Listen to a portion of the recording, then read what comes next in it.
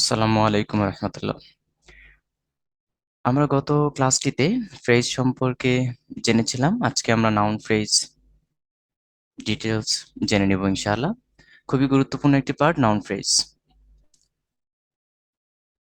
Noun phrase. আচ্ছা, এই noun phrase গুলো আমরা সাধারণত কিভাবে চিনবো সেটা হচ্ছে প্রথম কথা। প্রথমত, নাউনের মতো কাজ করবে। নাউন ফ্রেজ কিসের মতো কাজ করবে? নাউনের মতো কাজ করে। মনে থাকে যেন নাউন ফ্রেজ নাউনের মতো কাজ করে। 2 নাম্বার স্টেপে আমরা জানবো নাউন ফ্রেজ সাবজেক্ট হতে পারে। যেহেতু নাউন সাবজেক্টও হতে পারে অবজেক্টও হতে পারে, দ্যাটস ওয়াই নাউন ফ্রেজটাও কি হতে পারবে? সাবজেক্ট অর অবজেক্ট হতে পারবে। তাহলে সাবজেক্ট অথবা অবজেক্ট হতে পারে। আচ্ছা, নেক্সট হচ্ছে আমরা জেনে নিব এখন 3 নাম্বার স্টেপ, অত্যন্ত গুরুত্বপূর্ণ আরেকটি স্টেপ। এটা হচ্ছে ইট দ্বারা রিপ্লেস করা যেতে পারে। ইট দ্বারা রিপ্লেস করা যায়। আচ্ছা, ইট দ্বারা রিপ্লেস করা যায় মানে এটা হচ্ছে ম্যাক্সিমাম ক্ষেত্রে করা যাবে। দুই একটা ক্ষেত্র ভিন্ন হতে পারে, সেটা হচ্ছে এক্সেপশনাল, বাট ম্যাক্সিমাম ক্ষেত্রে এর দ্বারা রিপ্লেস করা যায়। তাহলে এই টার্মগুলো আমাদেরকে মনে রাখতে হবে। নাউনের মতো কাজ করে, সাবজেক্ট আর অবজেক্ট হতে পারে, মূলত সাবজেক্ট আর অবজেক্ট হতে পারে। এটা দিয়ে ম্যাক্সিমাম বিগত সালের এক্সামগুলোতে কোশ্চেন এসে থাকে। অর্থাৎ ধরো জব এক্সামে, অ্যাডমিশন টেস্ট অথবা বিসিএস এ ম্যাক্সিমাম কোয়েশ্চেন গুলো এসে থাকে সাবজেক্ট অথবা অবজেক্ট হিসেবে। তো কমপ্লিমেন্ট হিসেবে আর অ্যাপোজিশন হিসেবে খুব কমই আসে। নেক্সট আমরা তাহলে জেনে নিব কিভাবে কোয়েশ্চেন গুলো আসে। আমরা সরাসরি হচ্ছে বোর্ড কোয়েশ্চেনে চলে যাচ্ছি। প্রথমত, 1 নাম্বার যে কোয়েশ্চেনটা দেখো, to win a prize is my ambition. তাহলে টু উইন আ প্রাইজ মানে পুরস্কার জেতা, এটা হচ্ছে আমার একটা লক্ষ্য, অ্যাম্বিশন।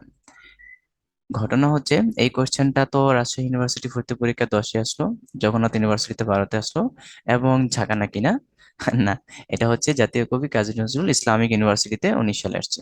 তাহলে দেখো আমরা একটু দেখে নিব, এখানে একটি ভার্ব আমরা লক্ষ্য করতে পারছি, ইজ। ভার্বটি কি? ভার্বটি হচ্ছে ইজ। এখন আমরা জেনে নিব এই যে ইজ ভার্বটি আছে, এই ভার্বের সাবজেক্ট হিসেবে কি আছে। সো এখানে তো ইজ আমরা একটা ভার্ব পেয়ে গেলাম। এখন এটার সাবজেক্ট হিসেবে আছে হচ্ছে টু উইন আ প্রাইজ, এই পুরো অংশটা। তো দেখো এখানে একটা ওয়ার্ড, দুটি ওয়ার্ড, তিনটি ওয়ার্ড, চারটি ওয়ার্ড। এই চারটি ওয়ার্ড সবগুলো ওয়ার্ড মিলে কি হলো? একটা ফ্রেজ হয়ে গেল, তাই না? ওকে, এটা একটা ফ্রেজ হয়ে গেল, to win a prize. To win হচ্ছে কি বলে, infinitive. To win a prize এটা পুরোটা মিলে একটা ফ্রেজ সাবজেক্ট আকারে আছে। তার মানে এখানে কোনো সরাসরি ফাইনিট ভার্ব নেই। অনেকে বলতে পারো তাহলে উইনটা তো একটা ভার্ব। আচ্ছা, উইনটা ভার্ব হলো, বাট এটা কিন্তু নন ফাইনিট ভার্ব। তোমাদের কি ইতিপূর্বে করিয়েছিলাম, কোনো সেন্টেন্স ভি3 থাকলে, ভি4 থাকলে, আর হচ্ছে ভি5 থাকলে, ভি5 হচ্ছে টু প্লাস ভার্ব থাকলে সেটা নন ফাইনিট হয়ে যায়, এটা আর ফাইনিট ভার্ব থাকে না। আর ভি4 হচ্ছে ভার্ব প্লাস আইএনজি ফর্ম, আর ভি3টা হচ্ছে ভার্বের পাস্ট পার্টিসিপল ফর্ম, সেটা তো আমরা জানি। আচ্ছা, এখন হচ্ছে আমরা তাহলে জেনে নিব নেক্সট পার্টটা। আম টু উইন আ প্রাইজ এটা হচ্ছে পুরোটা সাবজেক্ট হিসেবে আছে, দ্যাট মিনস এটা নাউন। সো নাউন ফ্রেজ হিসেবে কাজ করছে এটা। আশা করছি সবাই বুঝতে পেরেছো এই জিনিসটা, এটা নাউন ফ্রেজ হিসেবে আছে। নেক্সট হচ্ছে আমরা দেখবো 2 নাম্বার সেন্টেন্সটি। আচ্ছা, তাহলে 1 নাম্বারটা তো আমরা বুঝতেই পারলাম, এটা নাউন ফ্রেজ হিসেবে আছে, সাবজেক্ট হিসেবে আছে। দ্বিতীয় কথা হচ্ছে ইট দ্বারা রিপ্লেস করা যায়। দেখো, ইট ইজ মাই অ্যাম্বিশন, তাহলে ইট দ্বারা কিন্তু সহজে এটাকে রিপ্লেস করা যাচ্ছে, তাই না? ইট ইজ মাই অ্যাম্বিশন হয়ে যাচ্ছে। ওকে, তাহলে সাবজেক্ট অথবা অবজেক্ট হিসেবে বসবে, ইট দ্বারা রিপ্লেস করে যায়, সো এটা নাউন হিসেবে কাজ করছে। তিনটা সূত্রই কিন্তু এখানে প্রয়োগ হচ্ছে। 2 নাম্বার দেখো, they hired a huge beautiful home. তারা ভাড়া করেছিল একটি সুন্দর বাড়ি। এখন দেখো এখানে যে অংশটা দেওয়া আছে, হিউজ বিউটিফুল হোম, এই অংশটা কি? আচ্ছা, একটু ভালো করে লক্ষ্য করলে দেখা যায় এই অংশটা হচ্ছে একটা কি ফ্রেজ, কারণ এখানে কোনো রকমের ভার্ব নেই, কোনো ফাইনিট ভার্ব নেই। যেহেতু কোনো ফাইনিট ভার্ব নেই, সো ফ্রেজ। এখন কি ফ্রেজ? আমরা দেখতে পাচ্ছি এখানে হায়ার হচ্ছে একটি ভার্ব। হায়ারটা কি? একটি ভার্ব। তাহলে এটা কি ধরনের ভার্ব? সেটা হচ্ছে বিষয়। আচ্ছা, এটা তো মেইন ভার্ব আছে, তো এই ভার্বের অবজেক্ট হিসেবে আছে। দেখো, এর আগে তো ওই ভার্বের সাবজেক্ট হিসেবে ছিল, তাই না? সাবজেক্ট হিসেবে আমরা জানি নাউন বসে, তার মানে নাউন ফ্রেজ। আর এটা হচ্ছে অবজেক্ট হিসেবে আছে, আর অবজেক্ট হিসেবে কি যেন বসে? নাউন বসে, তার মানে এটাও নাউন ফ্রেজ। এটাও কি? এটাও হচ্ছে নাউন ফ্রেজ। তাহলে আনসার হবে বি। আবার দেখো, এটাকে আমরা ইট দ্বারা রিপ্লেসও করতে পারছি, দে হায়ার্ড ইট, তারা এটা ভাড়া করেছিল। একদম ক্লিয়ার? ওকে, নেক্সট চলে যাচ্ছে আমরা 3 নম্বর সেন্টেন্সটিতে। I have no kith and kin in this town.